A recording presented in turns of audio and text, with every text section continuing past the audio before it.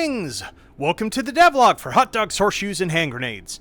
We're going to start off as always with a quick sound check. Make sure speakers aren't up too high. Wonderful. So what have we got for you this week? Well, this week has been all about take and hold and all about new gameplay. That's right, for 1.0, there's a bunch of stuff that I've had in my notes for a while that I've wanted to do and that I hadn't done, in part because a whole bunch of content that exists outside in the modding space for H3 relies on some mods that are no longer maintained related to custom content for take and hold. Now, we're going to actually be putting a bunch of that functionality directly into H3, and so I feel comfortable actually finally breaking compatibility with that mod. So you'll be, as I've talked about before, you'll be able to make custom take and hold characters and things like that eventually. But in the meantime, while I'm breaking things, it has been an opportunity for me to go in and change and tweak and improve a bunch of things about take and hold that I've wanted to for a while. Some of it's subtle, some of it related to like how things load and how things spawn to try to make things smoother. But the exciting thing that I want to show you today is about our two new game modes. They're called Blitz and Rampart. So let's go ahead and just jump in and check one out. I'm going to be playing in classic hallways for this. And we'll do Operator Ori, just because I know if I'm doing it this way, it'll give me the super shorty shotgun. I can just feel it. All right, let's jump into Blitz. A round of Blitz starts out just like any round of take and hold. We've got a weapon in a case. H point, absolutely love it. We have a hold point to head towards, except that instead of it being the sort of thing where you're trying to get into the hold point, slap the system node, and go into a wave attack, all we have to do is take the hold point. There's a system node at its core and several shield nodes that you have to destroy before the system core is exposed. So let's go ahead and come around here, checking on our radar. Not the meat, it's the motion. There are about twice as many guards as there would be in a normal take and hold run, which still isn't that many in the first hold of Operator Ori. About half of those guards are patrolling around the point, and half of them are static within. Wish I had a suppressed weapon for this. Oh!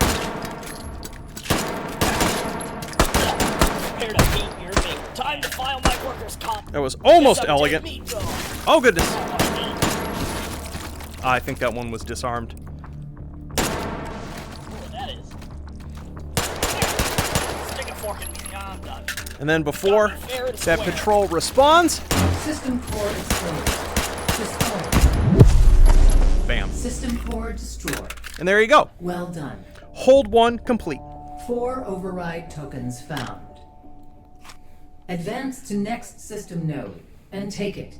As you can imagine, both of these modes, because both Blitz and Rampart, are essentially take and hold compressed. If you want to play the whole 1 through 5 run of things, but not have it actually take, 30 minutes to an hour to do, this is a much more compact way to play. Wow, we're going to pretend that first shot didn't happen. Ooh, that's a doozy. Wasn't it? See if we can get something better than this pistol. My luck, it's gonna give me something awful. Ugh. Okay, I guess we can just... I'll probably just use this as a pistol on Semi. So yeah, as I mentioned before, it's just going from hold to hold to hold, destroying the system node in it. Each hold that you go, it has a little more health to it, so it's a little more difficult to destroy by the time the guards respond to you. Now, obviously, this is hallways. This is a fairly compact map, and so this isn't playing super differently than standard take and hold in terms of actually taking the point. Let's listen to where he is. He's probably out there.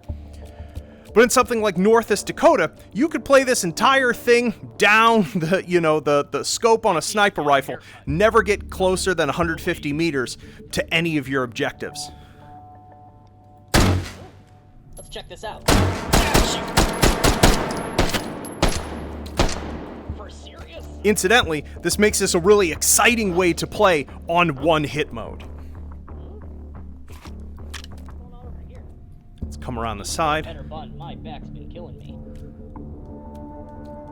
What's going on over here? System core exposed. Destroy. Shoot! Over there.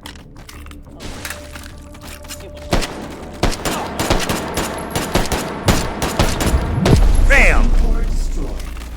Well done. There we have it. 5 override Ugh! tokens found. Gross. Advance to next system node and take it. So that's Blitz. Let's check out Rampart. So this is Rampart, which plays... This is if Blitz is oops all takes, Rampart is oops all holds, but intensified. You'll notice that there is this sort of like floating set of markers here. The reason for this is that Rampart takes the actual navigation. Of course it would give me this. Oh, this is just going to be awful.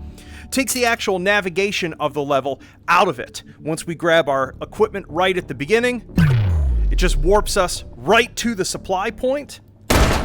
Like so. Override token Let's get found. something that isn't a left-handed revolver. Oh goodness, I guess we'll have to settle. Ooh. PMM? I will absolutely any pistol with a laser on it. Spawn lock that. And then we're done getting our equipment and we just go Interfacing bam with system right into the node. hold. Hold this position. Analyzing system. Notice the Sosigs are already here. Well, that was something. They come in much faster.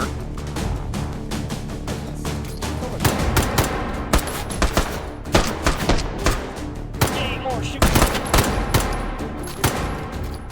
Encryption detected. Valve identified. And instead of the standard encryptions, come on, rack. There we go. We have a return. Frankie beans. Oh my goodness, hit it! Oh, I'm terrible. This is what happens when I demo things and talk.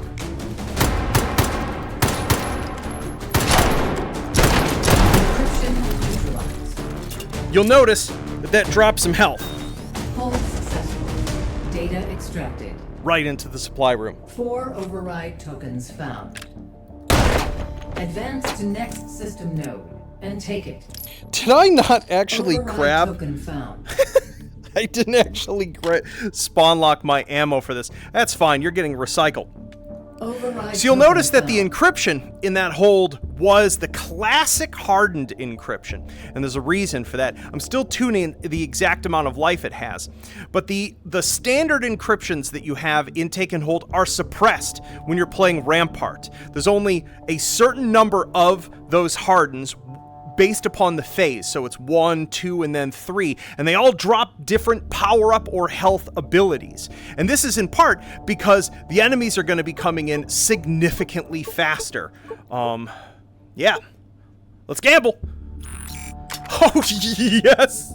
There we go. Oh, it likes me. I adore this. We need some more, ammo capacity. Do we have? Oh, yeah, we totally do. There we go. Ooh, one very important change. A number of you have complained about the fact that this right here, the magazine upgrade station, absolutely stinks for some types of magazines. Like the Stanags, which have like a 5-round increment in size, whereas others, it like jumps right to a drum. That's been fixed. This station will now, if there is a magazine available that has 10 or more capacity than your current magazine, it will try to upgrade to that first instead of making a small jump. The only time it would ever make a small jump is if it's just capping out to the highest capacity magazine available for that gun. So if you say put a 10-round Stanag, it should give you a 20, not a 15. If you put a 20 in, you'll get a 30, not a 25. If you put a 7-shot magazine in and there's like a 7, an 11, and a 25 or something like that, it'll go from 7 to 25. So hopefully that should be less aggravating for you folks. All right. Let's go right into it by There we go. Yeah, by hold 2, this begins to get a good deal more intense. Interfacing with system node. Let's take a Hold this high position. Analyzing system.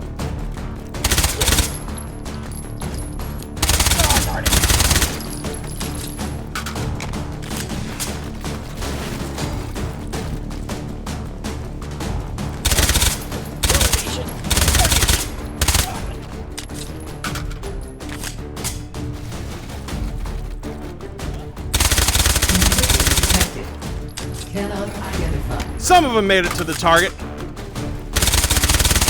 Encryption neutralized. Let's get that health. Advancing to next system lane. Analyzing system.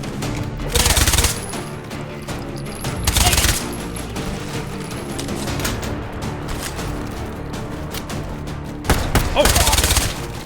Snuck up on me. Another?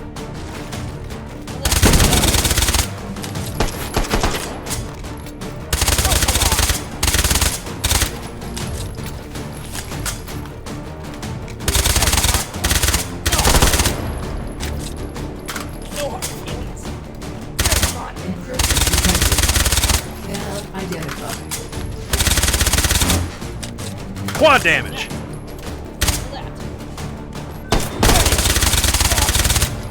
Very useful with an SMG. Encryption. Whew. Hold successful. Data There you have it. extracted. Tokens found. Advance to next system node and take it. So the power-ups... Override token found. There we go. So the power-ups that can drop as well in Rampart depend on which hold you're in and how deep into the phase. So health can drop, quad damage can drop, ghost can drop momentarily, and you'll notice that the hardened target has a particle effect of a different color based upon which one is in it. So you can choose to sort of attack the given node that's going to give you the power-up you want based upon your positioning, staging, and how you're fighting your way through the hold, especially because, as I mentioned, the assault is pretty relentless. So there you have it. That is Blitz and Rampart. The last thing that I wanted, there's 2 more things that I want to talk about involving take and hold changes. So the first one is that we have a 4th game mode here, Sandbox. What this does is load any take and hold scene in Sandbox mode. It basically disables all of the custom logic, it disables the hold and supply points. Music will still play by default unless you turn background music here down to ambient only. But yeah, so this is just designed if you want to, and importantly, when you load in Sandbox mode, saving and loading via the wrist menu and the toolbox and all of that becomes enabled. So if you want to use those maps for a custom shoot house, creating the Great Pyramid of Giza out of exploding barrels, whatever interests you, you can now do that with all take and hold maps, and it should work both with all the built-in ones and all of the mod ones, supposing all the mod maps are hooked up correctly. The other thing that I don't have represented in the interface here just yet, but you'll notice here we have something called Hold Sequence Seed, which is for folks who play in a tournament context, where like if I hit 1 here for hallways, I'm going to always get the exact same progression of hold points. I have painstakingly torn apart the entire equipment spawn progression in the game, all of the code, to enable equipment-based seeds as well. So to demonstrate this, I'm going to just click classic here, set my hold sequence to 1. Right now I have this temporarily hooked up to the hold sequence seed, but I'm going to hook it up to its own unique seed. So if you want to like play against a friend with a very specific set of guns that is going to spawn, you can now do this. So if I load into this map on classic here on hold sequence seed 1, take it. So we load in, we've got the knife, we've got a health power up. Let's open up our case, see what we have. We have the Marshall Ultra Short 12 gauge and the Reflex Pyramus 3. Now, assuming that Anton didn't mess up any of the seed equipment code. If I reload this scene right now, we should get the exact same gun because we're playing on one specific seed. Loaded back in, so we should have a Marshall Ultra Short and a Pyramus 3 in here. Beautiful. There we go. So yeah, so as I said, right now I have this just to demonstrate it to you folks, temporarily hooked up to the hold sequence seed, just so that you can see it. But this will be a separate seed, probably something like 4 digits that you can enter. So if you want to specifically be like, yo, we're going to play hold seed 3 and we're going to, play equipment seed 1, 2, 3, 4, you're going to get the same specific equipment here. And in terms of the way the item spawner will behave, actually, I'll explain the specifics of how the seed stuff works outside of VR because I'm getting sweaty standing here. So let's jump on out. Yo, out of VR. Please try not to mind the HMD print. I've been playing a ton of Taken Hold this morning. So yeah, as I was saying, the sort of the way implementing seed-based randomization isn't just an engineering task in a game. It's a design task because you have to ask, what sequences of actions do you expect 2 players in slightly different situations to perform and get the same result? So one of the ones, and this comes from watching a whole bunch of tournament play, that really what I wanted to do is implement the seed sequencing on a sort of like a per object and a per pool category. So what I mean by this is, like, let's say there's an SMG pool for a take and hold character, and you have 2 people playing that same specific seed, and they buy an SMG for the first time. I want to have it be that the same SMG comes out for those 2 people, regardless of when in the run they do that. If it's the first SMG they buy, if one buys it in hold 1 and one buys it in hold 4, they should be the same. The same thing is true for, let's say, an attachment, a bespoke attachment comes out with the gun. It should be the same for the 2 players. If you upgrade a magazine, let's say, and there's a possibility space of 2 equal sized magazines coming out, they should also be the same. And so to do this, I won't bore you with all of the implementation details, but the way you do it basically is you create this like master random generator from the specific seed, and then you have it spit out a sequence of random numbers that are used as the seeds for a bunch of child random generators, and then you sort of deal those child random generators out like cards to all of the things that need to generate things for you, and you need to do it in exactly the same order or you don't get the same results. And much like adding a saving serialization system onto H3, like, 8 years too late, that was very difficult to do. Welding seed-based random generation onto a whole bunch of take and hold this many years in was not simple. I had to change code absolutely everywhere, but it works.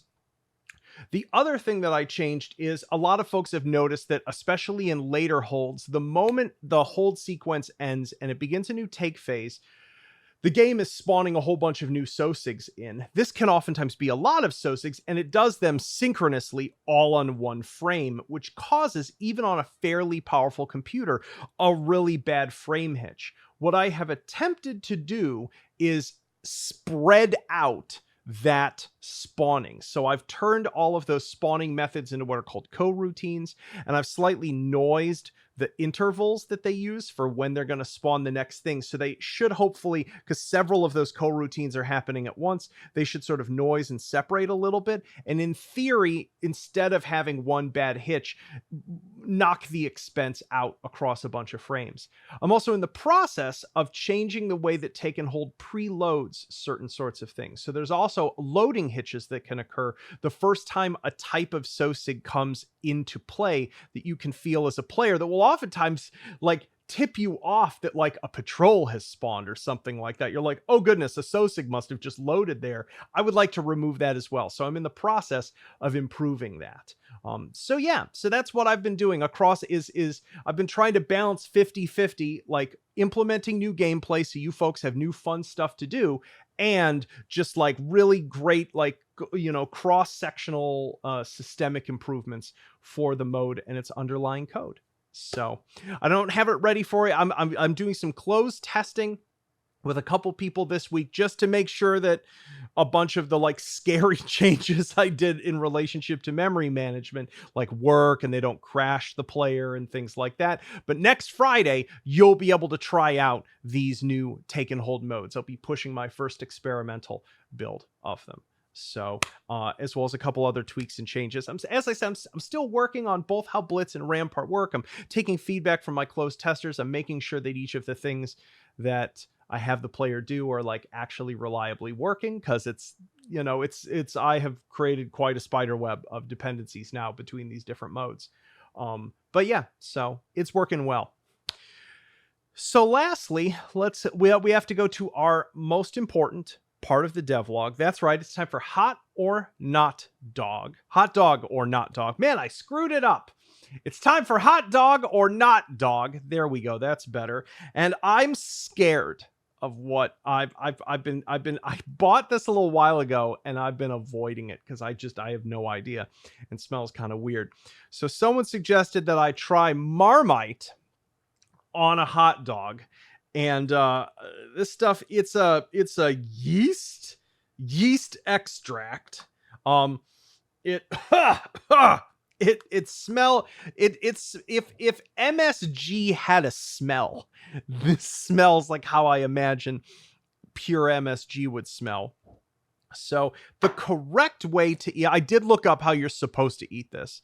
The preferred way is apparently to take some like buttered toast, heavily buttered toast, and then scrape what is described as a paper thin layer of the Marmite over the buttered toast. Now, obviously I'm having a hot dog, and so I have buttered my hot dog roll and placed a thin layer over it. So here you have it. That's what it looks like open. Honestly, it mostly smells like buttered hot dog bun right now, which this is sort of like a combined, how is Marmite on a hot dog? But also if we're just racing to the grave in terms of our quality of health, what if we just buttered the roll before putting a hot dog on it? So here we go. Enough dawdling. I'm worried about this. Let's see if I like this. Hot dog or not dog, Marmite and butter hot dog. Here we go.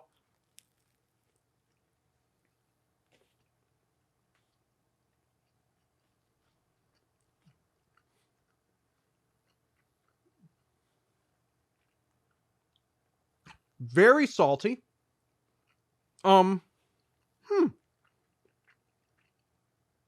would say that the hot dog has such a strong taste to it that other than the prodigious saltiness that all of this butter and Marmite have added, I feel like I'm not even getting the flavor of the Marmite much. So what I'm going to do here is I'm going to take a little, it's like tar. It's like when you've been smoking for 20 years, that's what's in your lungs.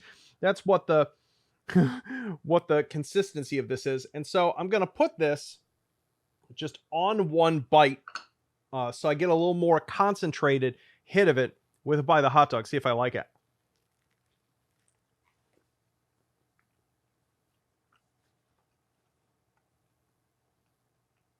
Doing so definitely adds a bitter tinge.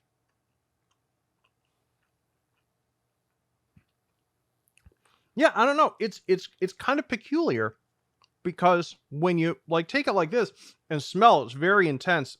And then when you put on some toast, you don't really get it. I feel like this is one of those moments where there's too many ingredients all doing the same thing. The butter is salty. The hot dog is very salty. And so the Marmite isn't really adding a ton to it. It's they're fighting with each other. I'm going to just take a bite of the hot dog bun just to...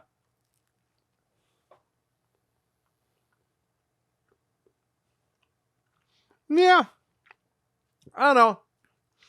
I think this is a not dog. I don't think you should put Marmite on your hot dog roll. I don't think it's adding that much. I gotta say, putting butter on... I mean, if you put butter on bread, you know, you kind of can't go wrong there. But I definitely think in this case, all I have done is just produce the saltiest hot dog that I have consumed in a devlog.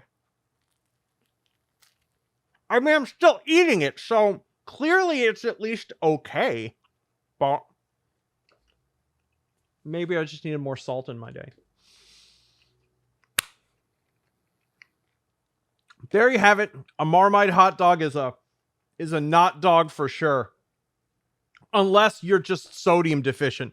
Then in that case, dive right on in. Wow, that has a lot of sodium in it for 1 teaspoon. Oh my gosh. Anyway, I hope you folks all have yourselves a wonderful weekend and week. I will see you next Friday with a sick, fresh build for you to try these new Take and Hold game modes. Take care. Peace.